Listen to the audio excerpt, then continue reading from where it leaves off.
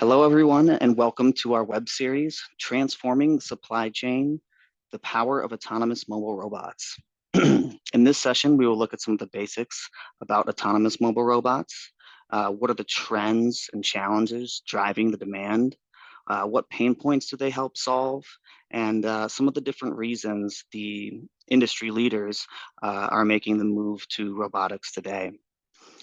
We're excited to announce Barcode's newly expanded robotics solutions portfolio. And we'll be joined with our partner, David Lin of Zebra Technologies, to discuss the Fetch robotic solution, which is an integral piece of our portfolio. Barcodes has made massive efforts at expanding our mobile robotic automation portfolio. Our wide range of mobile robots can fulfill the needs of just about any application within manufacturing, warehousing, and 3PL fulfillment. Our integration and fleet management software seamlessly connects with WMS systems, AMR automation software, and even with multiple OEMs, robots from multiple OEMs that provide interoperating workflows. All of this is while delivering end-to-end deployment services from procurement to go live. So let's dive into the first episode of this web series, Intro to Autonomous Mobile Robots. Our first speaker is Manthan Pawar. Manthan is the product manager of autonomous mobile robots at Barcodes. He oversees the orchestration of robotics business plans and go-to-market strategy for Barcodes. Manthan has spent most of his career in robotics business development, program management, product management, engineering, and research.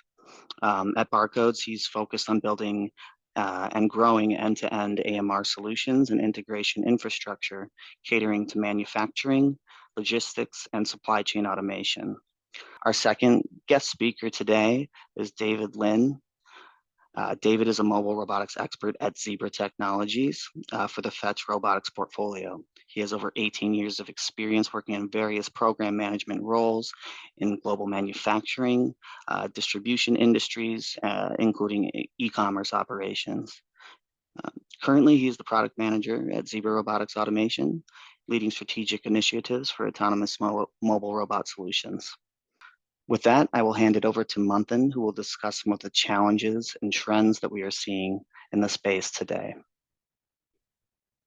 Today, I want to start with some of the major issues we are facing today and how it's shaping the robotics industry as well as the supply chain industry for long term.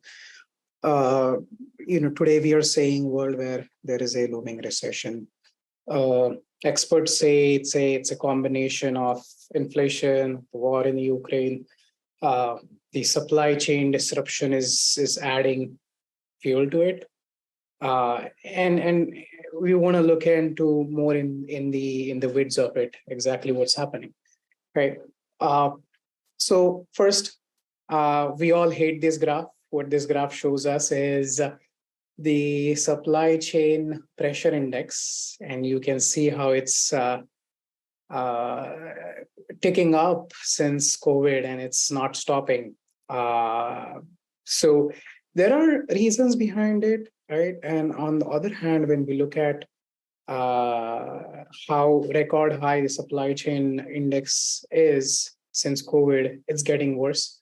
The key reason we are observing is the labor shortage, unemployment, and recession. They are of a different equation usually. In the past, whenever there is a recession happening or is looming, two things happen.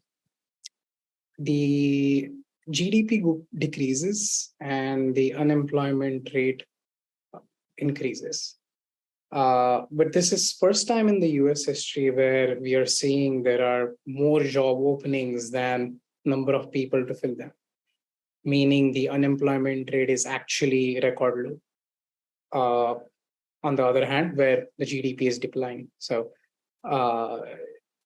it becomes clear to us how dire the situation is for some of our industries in manufacturing, warehouse distribution, how painful it is to find labor, find associates, even for seasonal demands, and how do you hire fast, how do you train fast, and things like that. So every customer we are talking today is showing interest in robotics, uh, coming from a pain where hiring is really difficult nowadays. So in this world, we see a robotics as a solution. I've had a customer with our partner who don't really care about ROI, but the outcome that I heard from this customer is really they cannot find forklift drivers or associates. They need someone to do that job, but there are not enough forklift drivers and associates to manage the warehouse workflows and manufacturing workflows. So we see robotics is the solution. There are these issues happening in the back, but on the other hand, the customer demand is not showing any sign of slowing down. What used to be a 7-day delivery is now a 2-day delivery. What used to be a 2-day delivery is now a same day or even hours within the click of button. And we are seeing the shift in this entire industry of customer demand and how it's increasing, and how the demand is that customer wants their goods as soon as possible. Ultimately, every company who's able to fulfill these promises of 1-day delivery or a same-day delivery, the robotics adoption has been a key behind all of this. Almost every item we touch today that's coming from Amazon Prime has touched a robot behind the scene, behind the process. So we are seeing this shift. Along with this, I know some of our customers and you all may be facing is this entire industry is moving towards a lot into flexibility, right? The questions I'm being asked is, can your automation increase efficiency and throughput for my Black Friday? Can it adapt to seasonal changes, right? Or inconsistency in requirements? Can it adapt to that, guys? When we look at hiring and training, it has become harder and harder ever, and with the hiring and training with your fluctuating demand. And also, can the question also arises, can your traditional automation be easily scaled and descaled according to this fluctuating demand? Usually, the answer with some of the traditional automation has been no. I'll take an example of a simple conveyor system, right? Can your conveyor system increase throughput during a high peak season, right? Can we add more conveyors during this seasonal demand changes? Usually the answer is no, because obviously this is an automation that is a fixed automation bolted down to a floor, usually is not scalable and cannot be changed. And lastly, are you using your floor space in an optimized manner, or are you losing this really valuable real estate, which we know it's a really important thing in our industry to optimize workflows. So these are all the questions that come to our mind when in today's supply chain world. And then we discuss some of this, why mobile robotics and why it's been so important. It brings you higher operational throughput and speed. It reduces the unproductive travel time for your associates, so that associates can focus more on what is important, right? Tasks that are more important, and then robots can do the travel, the unproductive travel, taking the goods away and then towards the replenishment or whatever the workflow is. Increase your storage density, right? Using robots, you're able to now store with a higher density, or also manage your floor space better, which David's gonna explain how it's gonna happen. and then also bring flexibility. And how it's really achieved is adding robots is now faster than hiring. Using some of the models that we have been seeing today is a robot as a service, right? As a service model, which becomes really easy to deploy these robots or remove them whenever required. And all this comes with a really short return on investment. We are seeing a shift of robotics ROI from 1 to 2 years now, even going into months. So this is fascinating, and we are really excited for the future. And today we are really excited to showcase some of the applications that we can solve for our customers. We are able to solve automation issues for customers in warehousing, distribution, manufacturing, and e-commerce, and much more, which you can find on our website and the link at the end of this webinar. David's gonna cover a few. Obviously, we cannot cover all the solutions, but he's going to stick to some of the important solutions. And we at Barcodes really bring this end-to-end integration, deployment, and support infrastructure, where we design your custom design or workflows with multiple AMRs and not just one type. Consult on a solution, deploy these robots and integrate with your existing infrastructure, and also provide support after they are deployed. So, with all this, I'm going to pass it on to David, who's going to drill down and focus more on the solutions. So David, the floor is yours. Well, thanks, Manthan, and the Barcodes team. I really appreciate the opportunity to share some more thoughts on automation and robotics. I mean, certainly all the themes that Manthan just mentioned, it's echoed on the Zebra side. Some of you may know we do this warehouse vision study at Zebra on an annual basis, and we kind of poll a lot of our customers, and we're getting the same feedback, right? The labor challenges that Manthan mentioned, the need for flexibility, and the impact of greater customer demands. This is all kind of creating a perfect storm for our customers, where they're saying, "Hey, I know I need to automate. I know I need to do something here, but then how exactly do we do it?" And so what I want to do is a couple things. One, I want to drill into the hardware a little bit. Like, what are we exactly talking about when we say mobile robotics? Okay, so that's one. And then the bigger picture, which is, how do we leverage this flexible automation into the end-to-end workflows that Manthan mentioned? How do we solve your problems related to labor, right? Related to flexibility. It's not all just about hiring, it's about retaining the people you have and then making them more efficient by collaborating with AMRs. So right here, you're just getting a quick view of the Zebra Fetch portfolio available through Barcodes.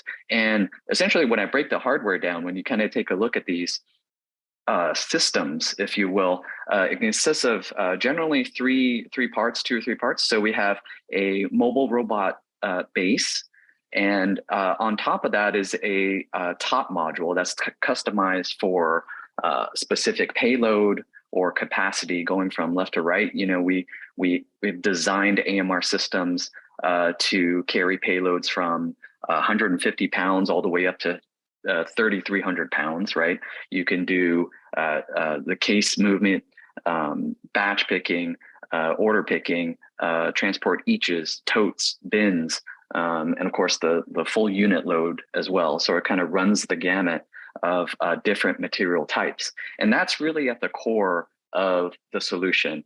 What we have designed are robots that are collaborative with people, and that basically take over the long haul manual transport of material. Again, that's sort of our the core competency, and then that's the portion that we're trying to solve. And I'll kind of go into a little bit details on how you can actually apply those.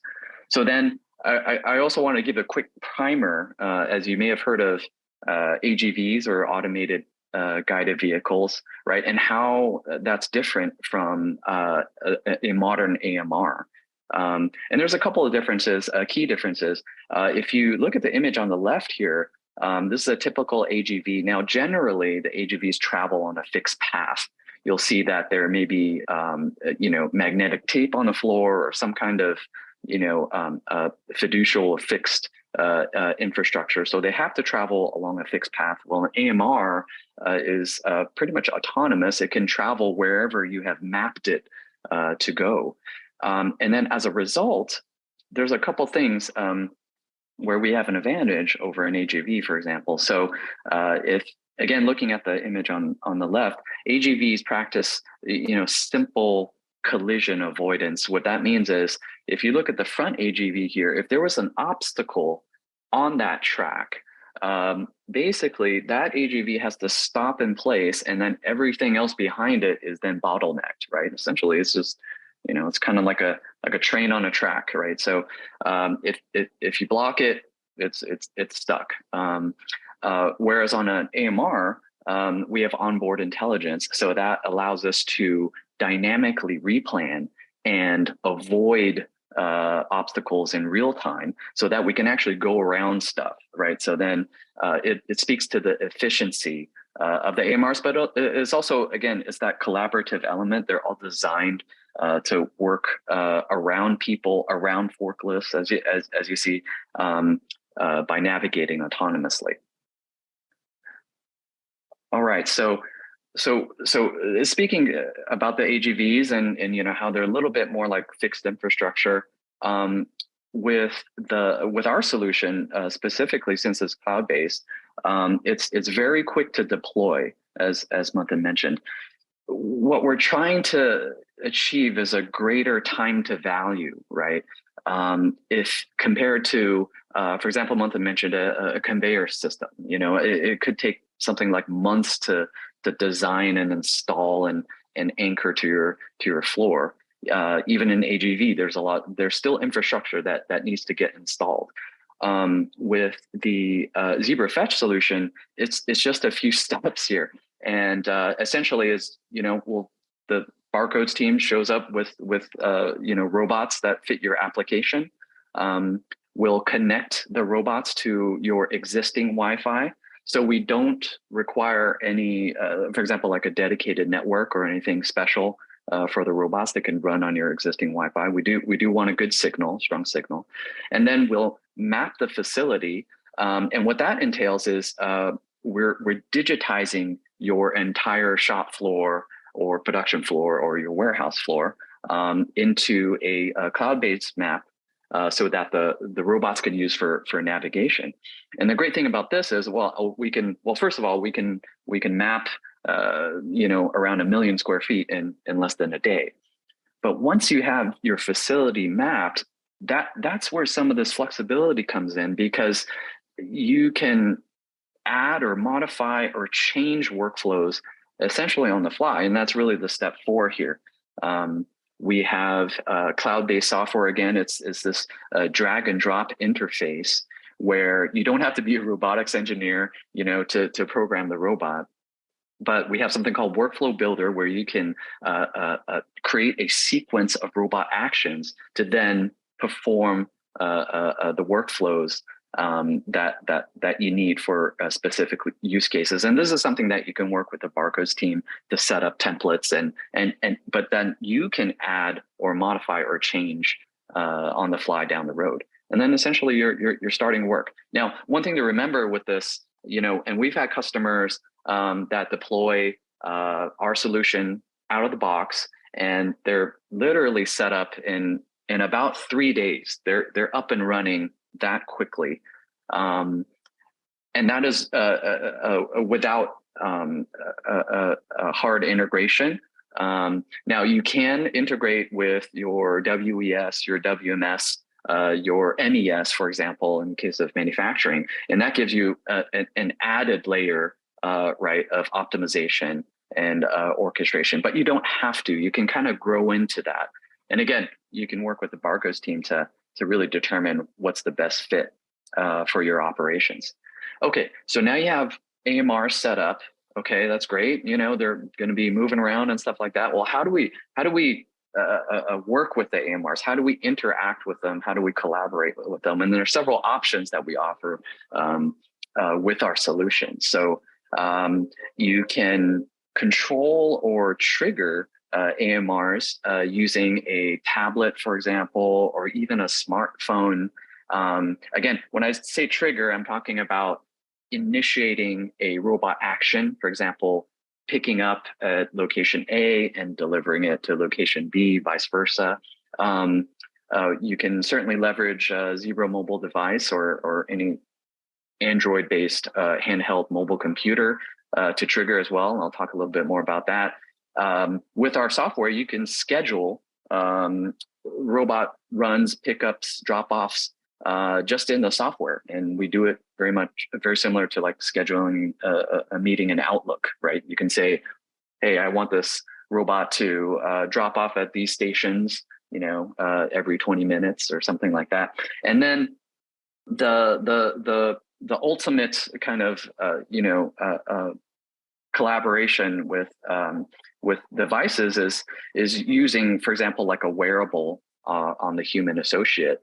And the way this works is if you have an overarching WES system or optimization layer, what we can do is integrate with that.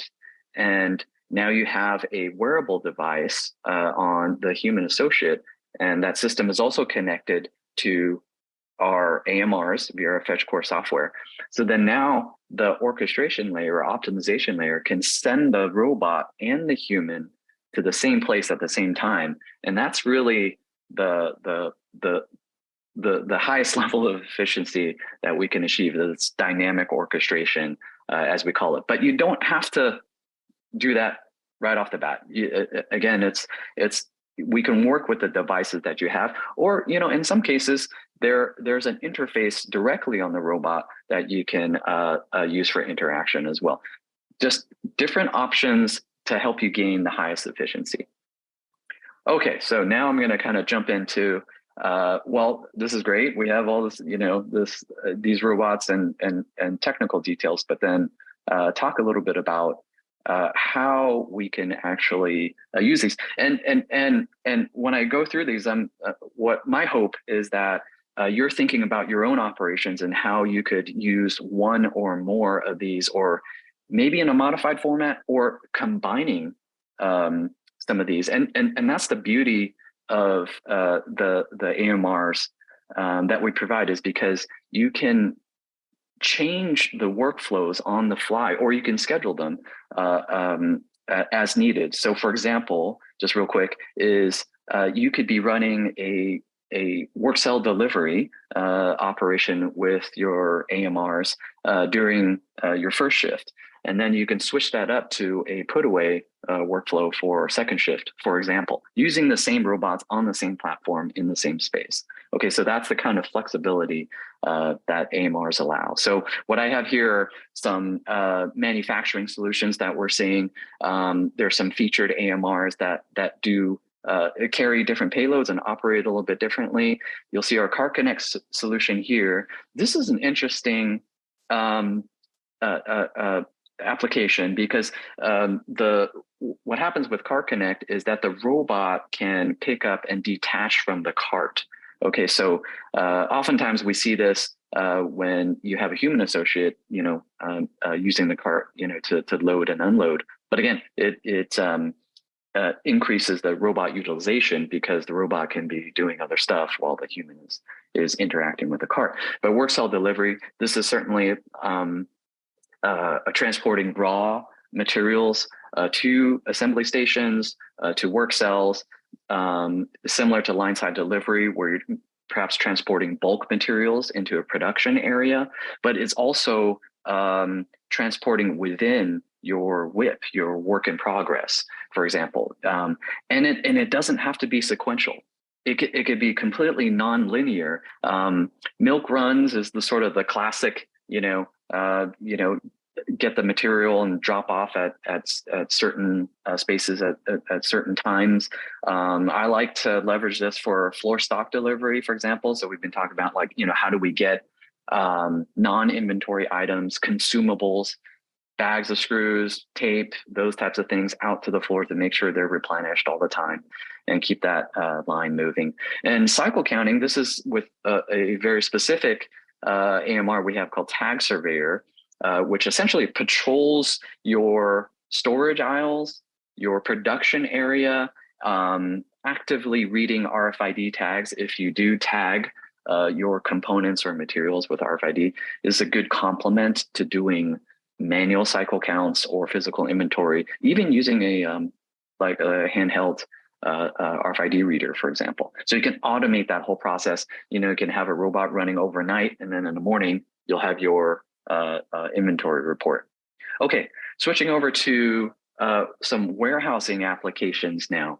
A few that we're seeing are quite popular are these inbound movements. So, for example, receiving materials off a trailer and then either decanting them, putting them onto one of our fetch carts, and then having the robot transport the material into storage. And some of you in the poll had mentioned, pallet movements, and we're seeing this as well with our larger robots. I didn't put this as a featured AMR, but I should have. But we do have a what we call a pallet transport 1500, which can pick up and drop off pallets, right? So you can also set that up off a P&D station. So again, inbound, unloading a trailer, you'll need a forklift operator to drop that pallet onto a P&D, but the robot then takes it that long haul, right? Manthan mentioned it's very difficult to find certified, qualified lift drivers these days. Well, if you can keep them, in particular areas and not spending time, driving around a 1 million square foot facility, then you'll make your operation a lot more efficient. Now, replenishment is sort of going from now you have materials in storage. Now we have to move that material into forward picking, for example. So again, it's just to kind of preload your forward pick just to make sure it's stocked. We're seeing that application as well in warehousing. Another very interesting one is this transport from to and from VLMs, the storage carousel. So in order to save space, a lot of you are kind of looking towards vertical solutions, and sometimes horizontal solutions as well, storage solutions. But then how do you get that material to the next step, right? It might be out to the manufacturing floor. It might be directly to your a shipment put wall. It might be to a repair station. In our case, Zebra is actually using this solution, AMR solution, in one of our repair facilities, actually. And so a human associate will pick components from the VLM and put it in a tote, add it to a robot, then send it directly to a repair technician. Now, returns is another area that we're kind of looking at as well, and we have some customer interest in this. This is we're kind of scoping this as Manthan mentioned the seasonal spikes, and especially with the holiday season coming up, and scaling up for that. But certainly, come January, when you start to see returns spike up as well, dispositioning that material once you have it received back, getting it to transporting that material to an area where it could get returned to vendor, or if it's scrap, or if it can get refurbished or remanufactured. Again, it's about keeping that dot clear and getting that material where it needs to be, all automatically. All right, so quickly, value-added solutions. These are use cases that you may see in a 3PL, for example. We talked about transporting raw materials components to production in a manufacturing facility. Well, you could do the same if you're doing, for example, like a kitting operation. We had some customers doing these subscription boxes where they need to merge multiple products into one box, and that works well. That's a good fit for mobile robotics for sure. If you need to transport picked items to for example, like a non-standard process, like maybe something needs personalization, private labeling, or even like a gift wrap station or something like that, the robots can do it instead of, again, manually transporting something over, then bringing it back, then getting it back into the standard, outbound flow. The robots can handle all that transport as well. We talked a little bit about the returns and repairable items. We're seeing some uptick in these like kind of remanufacturing operation and recycling and reusable products once they're dispositioned by a human associate, right? Once they can perform a IQC, like an incoming quality control and inspection, say, hey, yeah, this can definitely be repaired or remanufactured. Then it goes onto a robot and that transports it to a troubleshooting station or test station, for example. And then this is sort of our the one of the more highly requested value-added solutions for robots now is this dunnage and recycling transportation. This is actually a customized fetch cart with a collapsible container on it, where you can essentially collect all the waste products around your facility. And we know now, right? There's especially in manufacturing, in distribution warehouses, there's a lot of unpacking, dunnage created every time you're picking something or loading something in. There's a lot of waste that's generated, and a lot of times in large facilities, there's a whole team dedicated just to remove this stuff. So we're seeing this as an add-on, and what I was kind of mentioning before, robots can multitask. So they may be doing, for example, VLM delivery, but they can also take out the trash. So it's just, I don't know. I think there's something appealing about a robot, handling the waste and stuff like that.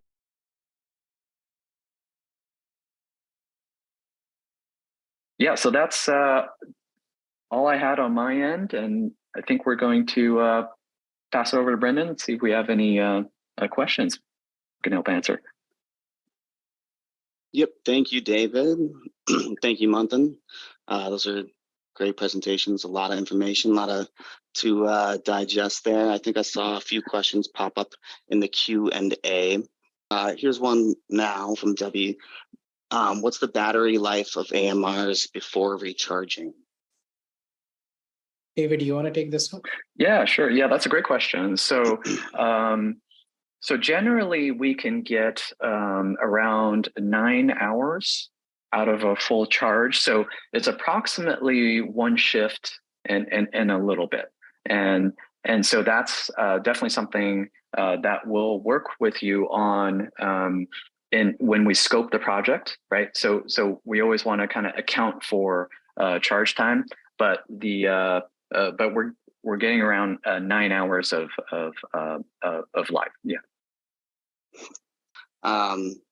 What is the procurement model for AMR solutions? Yeah, I can take this one. So obviously, we're seeing a lot of demand for robot as a service nowadays. Obviously, what it is basically there is a monthly cost assigned to one robot per month, and the contracts really vary depending on the facility and the workflows we are solving.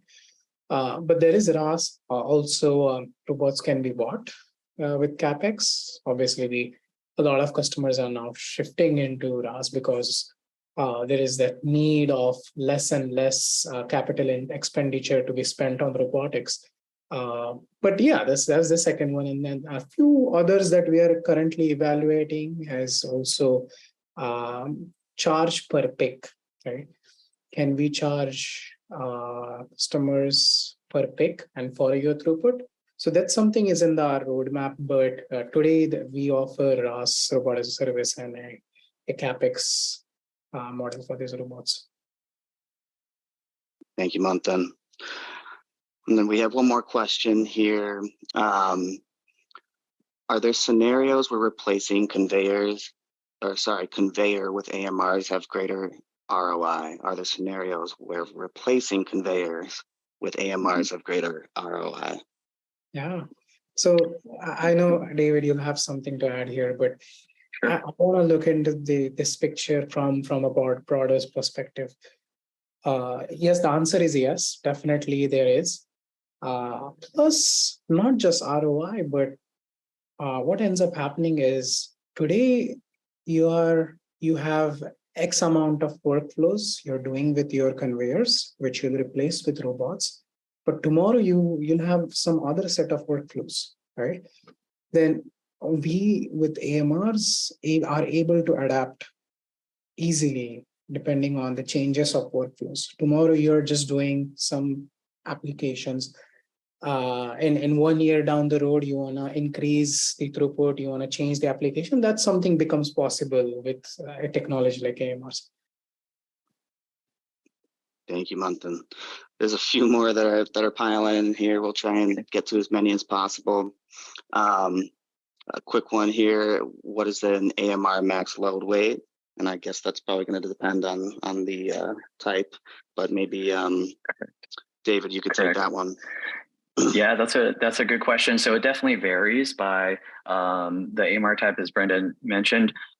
Just to give you a quick idea, the Cart Connect AMR system that we talked about a little bit earlier, that payload capacity is around 150 pounds.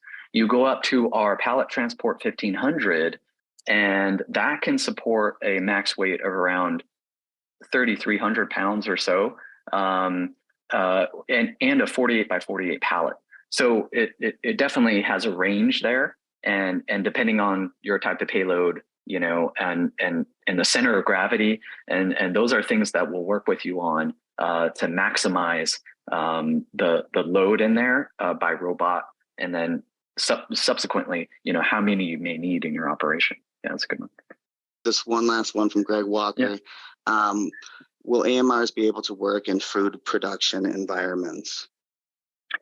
That's a really good question. I think it will kind of depend on what type. For sure, if it's packaged and dry, you know, I think there's opportunities there. One thing to be aware of that robots, the AMRs generally don't like temperature change. So if you're thinking something like a cold storage environment to a warm environment, for example, that's something we want to do a site assessment on, and it's primarily due to that temperature change and condensation, okay, which may impact their sensors. Our robots do have can operate in like a clean room environment, but in a specific like a food production environment, I think we'd have to do a site assessment just to ensure that we could do that. Yeah. And that about wraps it up. Thank you everybody for joining. Big thanks to our speakers, Manthan and David, and our partner, Zebra Technologies. A friendly reminder, we will be at ProMat in March. Our booth number is S1988, and we'll be located in South Hall A. Everybody keep an eye out for part 2 of the series coming up here soon. If you have any additional questions about AMRs, or you're interested in learning more about Barcode's full robotics automation platform, please email us at robotics@barcodesinc.com or visit our website at barcodesinc.com/robotics. Thank you, everyone.